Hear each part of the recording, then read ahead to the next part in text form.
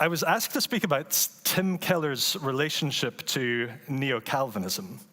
For those of you who are unfamiliar with Neo Calvinism, it's maybe a strange thing to present in the Netherlands because it comes from here, but for some people maybe it's new.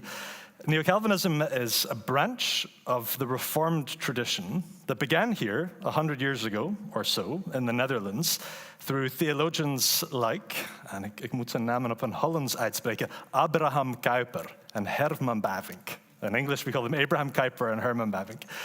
And theirs was a theological tradition that tried to articulate a holistic vision of the historic Reformed faith in their own late modern Western culture. So what was Tim's relationship to that tradition?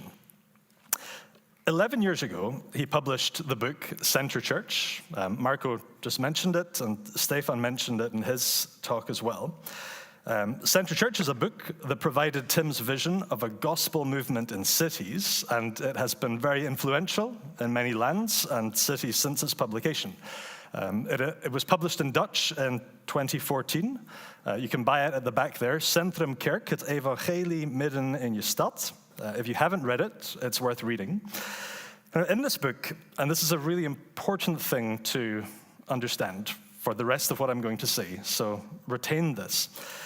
In this book, he spelled out how the doctrinal foundation of a church gives rise to a particular theological vision, which is a set of intuitions, sensibilities, that guide how a church exists in its cultural surrounds. And that theological vision is then something that takes us to a third thing, which is expression of ministry. So these three things are really important for the book: doctrinal foundation, theological vision, ministry expression. Now, thanks to Colin's new book on Tim and his spiritual and intellectual formation, we now have a much better impression of how Tim's thought developed across his lifetime. The young students at Bucknell University reading existentialist philosophers and whatever Christian books he could find wasn't the same thinker who published The Reason for God when he was 57 or 58. Tim's thought developed. And if you want to understand the range of his development and try to find a text where we can identify something like a mature expression of Tim's theology, his development in a stable form, Center Church is probably as good a place to look as any. In 2013, not long after Center Church was released, I had an email conversation with Tim where I asked him where I should look to find an expression of his theology like that, a stable, mature expression. And theology in his own voice as well. The thing that I asked him about was something that we've heard about from a few speakers, that Tim synthesized lots of different figures and popularized the people he was reading. But I asked him, where can I go to hear Tim Keller's own theological voice? And he said, I should read Center Church. And in his email, he said, this is the only place that I lay out an extensive biblical and theological basis for my ministry. So initially, at least, Center Church seems like a good anchor point in talking about Tim's relationship to Neo Calvinism. Now, if you were to use Center Church like that, this is maybe the kind of answer you would sketch to the question, what was Tim's relationship to Neo Calvinism? This kind of answer. In Center Church, the labels Neo Calvinist and the related word Kuyperian crop up explicitly at one point in the book, and that is when Tim discusses theologies of Christ and culture. This is the part of the book where he deals with cultural engagement. But when he discusses Neo-Calvinism and Kuyperianism there, in models of Christ and culture, he does so in quite a distant way. He holds them at arm's length and talks about them, but not as things that he identifies himself with in a strong, explicit way. Now, and this is why I mentioned that it's really important to remember the doctrinal foundation, theological vision, ministry expression, structure, okay, this pattern of thought in the book. When he moves from doctrinal foundation to theological vision to ministry expression in the whole sweep of the book, the labels Neo Calvinist and Kuyperian make a cameo appearance. They enter the stage for one moment in Center Church, but they seem to leave the stage quite quickly. And that's because, in part, he needed to cover those words in order to give a comprehensive account of the Christ and culture paradigms. So there he's writing about transformationalism as one of these paradigms for how we relate Christ and culture. And his summary of the transformationalist's view of Christ and culture needed to refer to the American reception of Kuyper. But in Center Church, he doesn't identify himself explicitly as Kuyperian or as Neo Calvinist. So those terms are part of a much bigger discussion where he argues that all of the models are right and all of the models are wrong. Okay, so that's this bigger statement that also includes Neo Calvinism and Kuyperianism. He could glean insights from Neo Calvinism, but at the surface level at least, when we think of the kind of picture that Tim painted in Center Church, Neo Calvinist and Kuyperian are in one corner of the painting, but the frame around the picture itself isn't labeled Neo Calvinist. And the painter, the paintbrush, don't seem to be labeled Neo Calvinist either.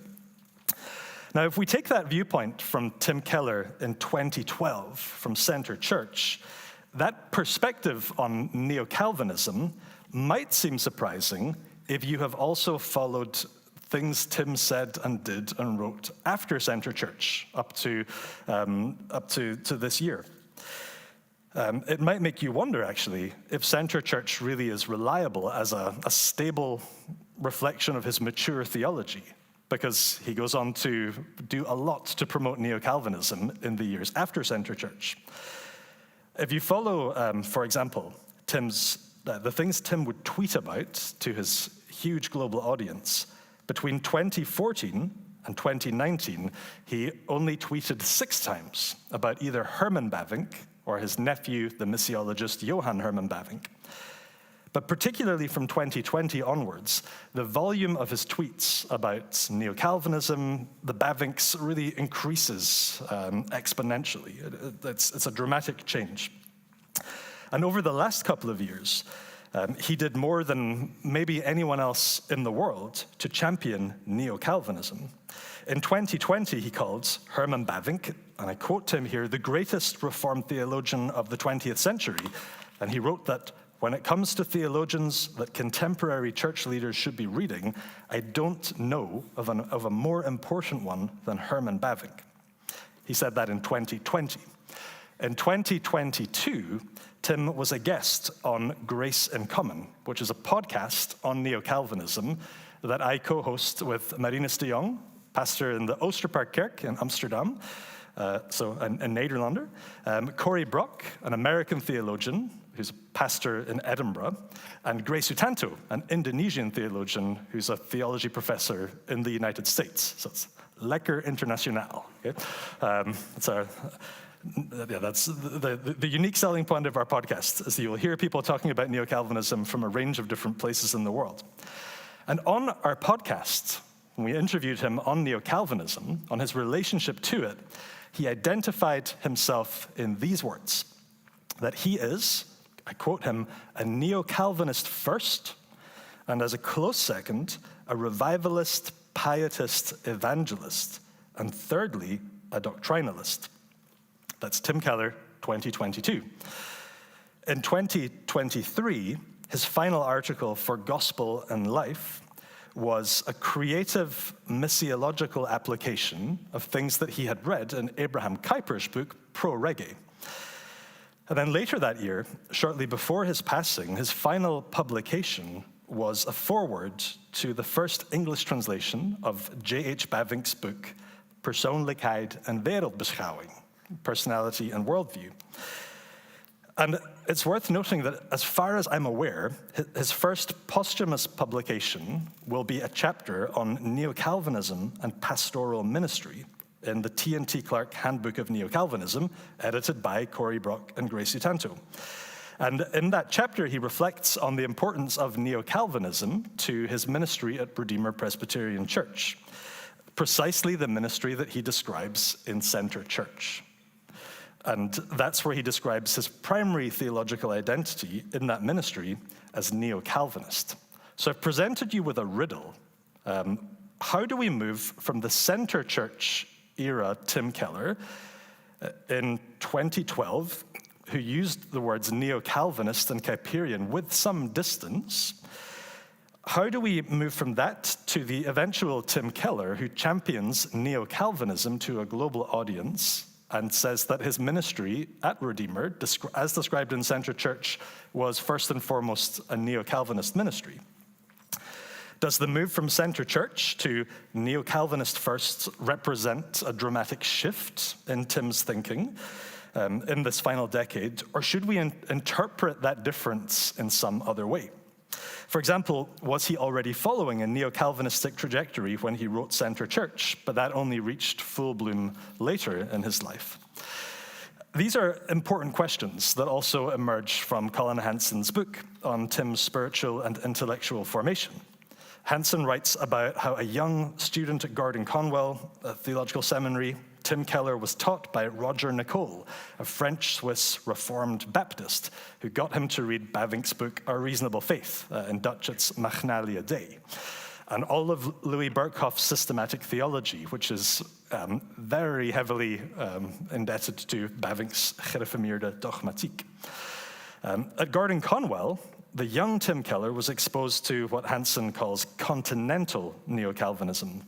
And that turned Tim, as a young theology student, away from an Anglo-style common-sense realism, and it grounded him in a presuppositional way of approaching questions of faith and unbelief, culture, apologetics, evangelism, and worldview.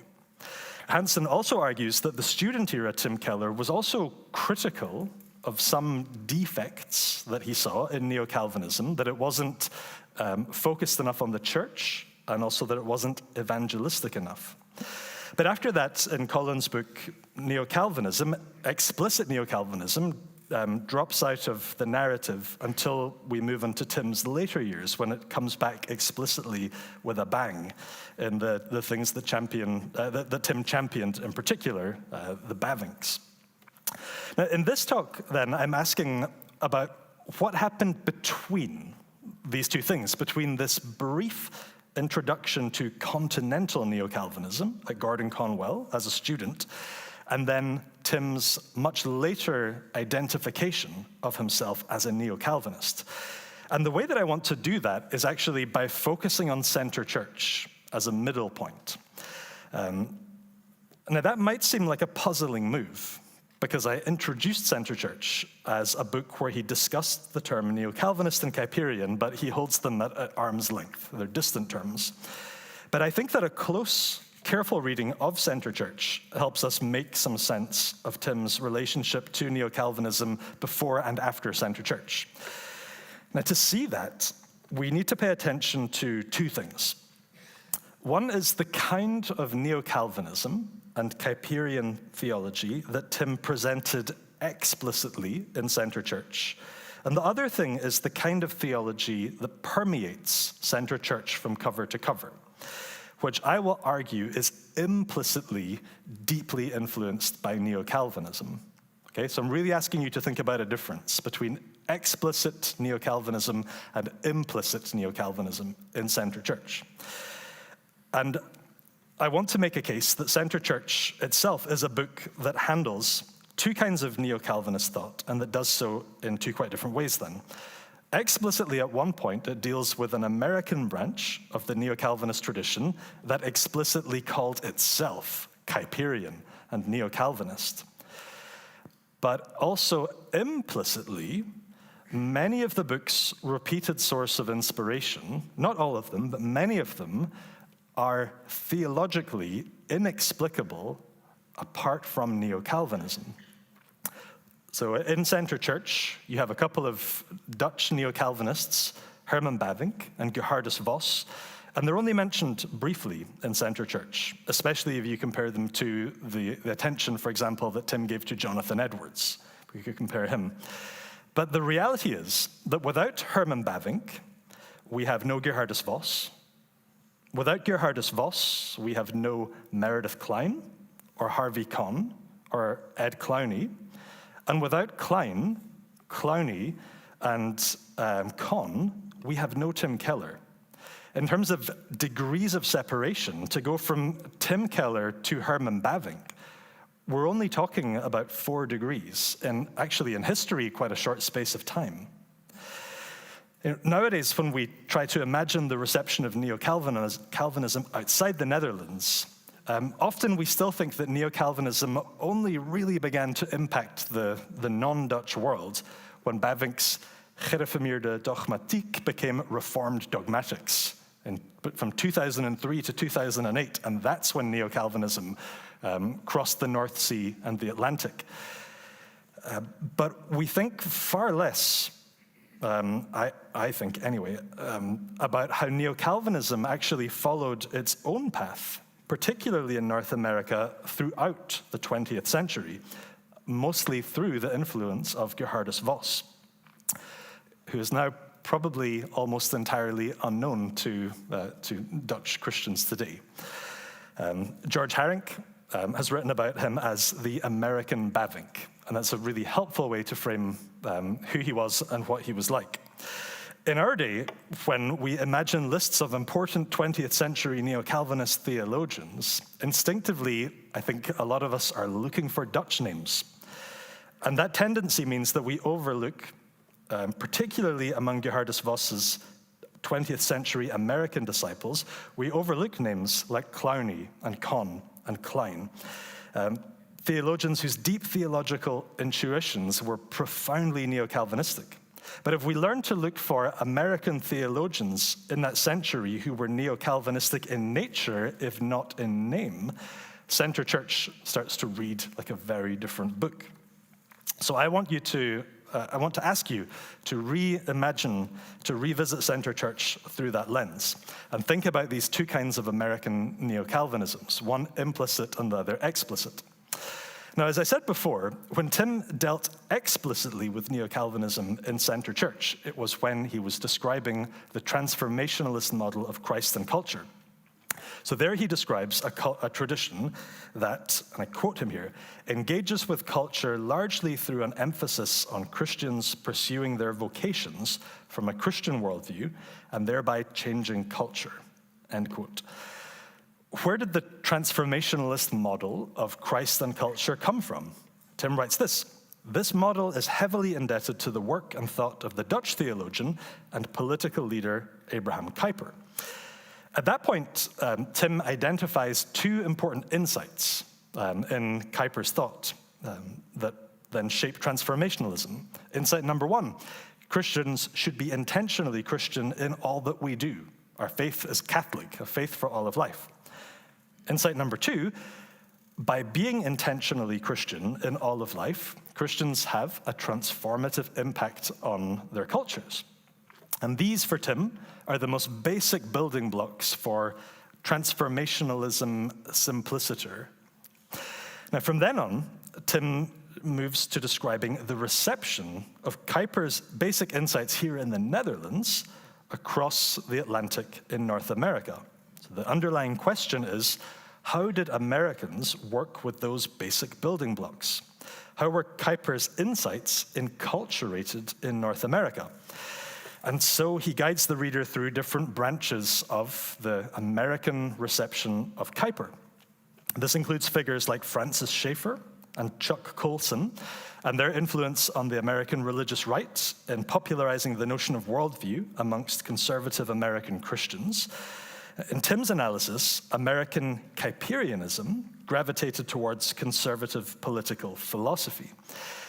He then describes Christian reconstructionism and theonomy as a distinctive branch of the American reception of Kuyper. But then he moves to describe a very different group, a group that Tim labels the Neo Calvinists. Now, in 2012, he was not using Neo Calvinist and Kuyperian as synonyms. They were not interchangeable for him. Who then were the Neo Calvinists? And this is Tim describing Americans in his own lifetime. Whereas the Kuyperians gravitated towards socially conservative political ideals, Tim wrote the following as an extended description of the Neo Calvinists. The Neo Calvinists are center-left in their politics, seeing a progressive tax structure, strong labor unions, and more centralized economies as appropriate expressions of the biblical principles of justice. The Neo Calvinists speak of principled pluralism, the belief that Christians in government should seek principles of justice that can be recognized as such by non-believers because of natural revelation or common grace. And yet these principles clearly align with biblical principles as well. Okay? Tim's quote on the Neo Calvinists. At this point, the main difference that he presented between Kuyperian and Neo Calvinist seems to reflect the reception of Kuyper's basic ideas, Kuyper's theological foundation, or doctrinal foundation, on the American right, Kuyperian, and on the American left, Neo Calvinist. Earlier on in the chapter, for example, Tim identified the progressive Neo Calvinists as people who were bemused by how Kuyper, their intellectual hero, had now become the basis for much of the Christian right in the United States. Now, at this point, Tim was being the clear-headed analyst, and Colin describes him like this really well in the book, that Tim was able to soar above the things he described and talk about them with this kind of distance. Tim had the ability to present a detailed, large picture, but where Tim is very much in control as the painter, and he's not so much part of the painting. And at that point in Center Church, he's describing Kuyperian and Neo Calvinist in that way. He's not trying to paint his own theological identity. Now, if you think about his analysis of the American receptions of basic ideas from Kuyper, and think about it within the structure of Center Church, okay, which I ask you to remember, from doctrinal foundation to theological vision to ministry expression, when we think about that structure, and then use that to look at what he writes about the American reception of Kuyper, we can see that Tim was sympathetic to Kuyper's own doctrinal foundation. Okay, so there's affirmation there of the need to be Christian in all of life and the effect of being Christian in all of life on culture around us. And then you can see that these core doctrines, foundational doctrines, filter through into an Americanized theological vision of those ideas, based on those ideas. And that transformationalist theological vision then leads to different American expressions of that theological vision. I don't think that I'm reading this three-part structure onto what he writes at this point in Center Church. I think that clearly he identifies different American expressions of Kuyper's legacy. You see this in how he writes about the difference between Christian Reconstructionists and the people that Tim labels progressive Neo-Calvinists. Those are very different end expressions that begin with the same idea. He also identified what he called strategies of engagement amongst these American inheritors of Kuyper. And the strategy engagement, I think, is what he means by theological vision. And the difference between Kuyperian and Neo-Calvinist theological visions or strategies of engagement here for Tim is that on the right, the American Kuyperians want to transform culture by taking control of its political structure. So you hold the shape of society to make it Christianized. So you Christianize it almost from the outside by controlling its structure. Whereas the American Neo-Calvinists have a different vision of how to transform culture, which is that you grow educated Christians, holistically educated Christians within the culture. So you change it from the inside through Christian education. So we can see direct equivalence to ministry expression and theological vision. And then as he's moving through all of this, he also starts to describe theological difference between the Neo Calvinists and the Kuyperians. This is doctrinal foundation, and he identifies that the two have different doctrinal foundations. So he writes this: one of the main differences between the Neo-Calvinists and the religious right has to do with Neo-Calvinists' belief that Christians do not rely on the Bible alone when seeking guidance regarding business, art, and vocation. They teach that we can discern many of God's intentions for our life in the world by looking at creation, at general revelation. In other words, while Neo-Calvinists believe there is a distinctively Christian way to carry out our cultural activity, they believe non-Christians can intuitively discern much of how God wants humans to live in culture. And then Tim adds a statement of approval for the Neo-Calvinist doctrinal foundation. He writes, I believe this view helps Neo-Calvinists make common cause with non-believers and adopt a far less combative stance in the public sphere. Now, in Center Church, Tim wrote about American Kuyperian and American Neo-Calvinist seemingly at a distance. And as I said, that more distance handling is part of a big argument that there is a grain of truth in all of the Christ and culture paradigms. In a sense, they are all right and they are all wrong. In that bigger picture, Tim was trying to synthesize these different paradigms for Christ and culture into a holistic unit. For which reason he does not closely identify himself with any of them, and that also includes this Kuyper-inspired transformationalism. Now, apart from that handling of distinctly American receptions of Kuyper, Center Church mentions two first-generation Dutch Neo-Calvinists very briefly. And I mentioned their names already. Herman Bavinck is mentioned twice for the idea that grace restores nature, and Gerhardus Vos is discussed at one point for his view that the kingdom of God primarily operates in the church and that it does not coerce the culture around it. But Bavinck and Vos make these brief cameo appearances also under the umbrella of transformationalism. Tim cited them approvingly on those particular insights. So these fit under the doctrinal foundation idea. He approves their doctrinal foundations in Bavinck and Vos. But he does that without jumping onto the American ship that sails under the Neo-Calvinist flag. Okay, Tim did not do that in Center Church. But if you understand how his thought works in Center Church, the fact that he didn't fly under the American Neo-Calvinist flag or the American Kuyperian flag is not surprising. He was able to find common ground with Kuyper's basic building blocks, the doctrinal foundation, and also with Bavinck and Vos on doctrinal foundation. He did not share the theological vision of some of Kuyper's American inheritors, theonomists, an obvious example, but he did appreciate the ministry expression of some of Kuyper's inheritors in America, but that's the Neo-Calvinists, not the Kuyperians. In that the Neo-Calvinists want to inhabit culture persuasively, non-combatively, non-coercively. So if we're starting to think about doctrinal foundation, theological vision, ministry expression, we already have in Center Church two of these three things being approved by Tim in the doctrinal foundation and in at least one kind of American Neo-Calvinist ministry expression. All that's lacking in Center Church is approval or sympathy with theological vision in the middle. Okay, and if you remember, the theological vision he identified in Center Church was Kuyperians want to control the society politically. Neo-Calvinists want to transform the society through Christian education.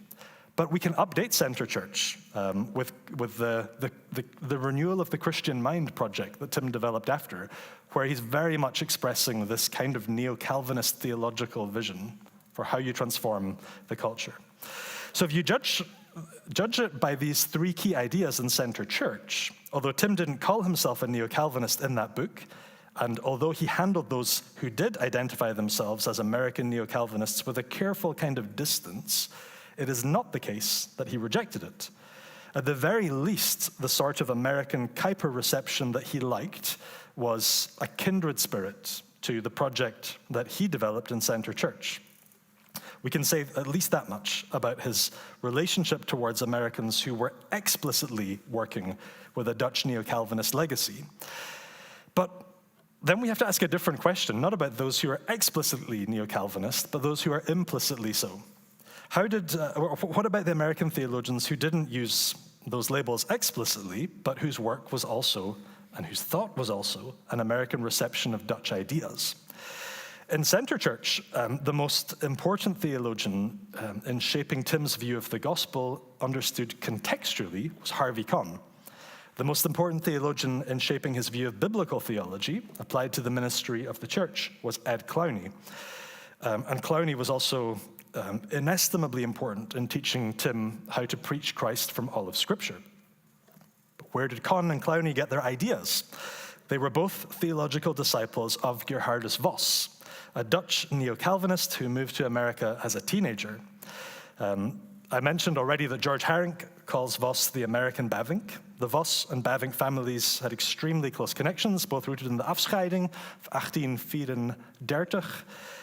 Vos himself was a close friend of Herman Bavinck. Vos's career in the United States was spent first teaching in Grand Rapids, very much in Dutch America, Dutch-speaking Dutch America at that point,